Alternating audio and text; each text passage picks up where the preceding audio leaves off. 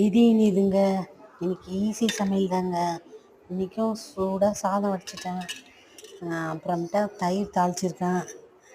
அப்புறம் காக்காவுக்கும் சாதத்தை ஃபஸ்ட்டு எடுத்து வச்சிட்டேன். இன்னைக்கு இன்னைக்கு வந்து குருமா தாங்க.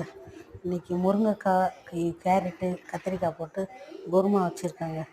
இன்னைக்கு என்ன டெய்லி என்ன குழம்புன்னு இருக்குது. தக்காளி போட்டு முருங்கைக்காய், கத்திரிக்காய், கேரட்டு போட்டு குருமா வச்சுருக்கேங்க. அவ்வளோதாங்க. இன்றைக்கி குருமா வச்சுட்டு அப்புறம் தொட்டுக்க வத்தல் வறுக்க போகிறேங்க. வீட்டிலே போட்ட வத்தலுங்க. கஞ்சி வத்தல் இருக்குது, அப்புறம் வெங்காய வத்தல் இருக்குது. இது 2 வத்தலும் வறுத்துட போகிறேங்க. இதுக்கு சூப்பராக இருக்குங்க. அவ்வளோதாங்க. வத்தல் வீட்டிலே போட்ட வத்தல் வறுத்துட்டேன். இது மாதிரி குருமாக்கெலாம் நிறைய காய் போடுறோம் இல்லைங்க. அதுக்கு சிம்பிளாக அப்பளம், வத்தல் இந்த மாதிரி தான் நல்லாயிருக்கும். இது நான் வீட்டிலே போட்ட வத்தல் ரொம்ப நல்லாயிருக்கும். எங்கள் வீட்டில் எல்லாருக்கும் பிடிக்கும். உங்கள் வீட்டில் நாங்கள்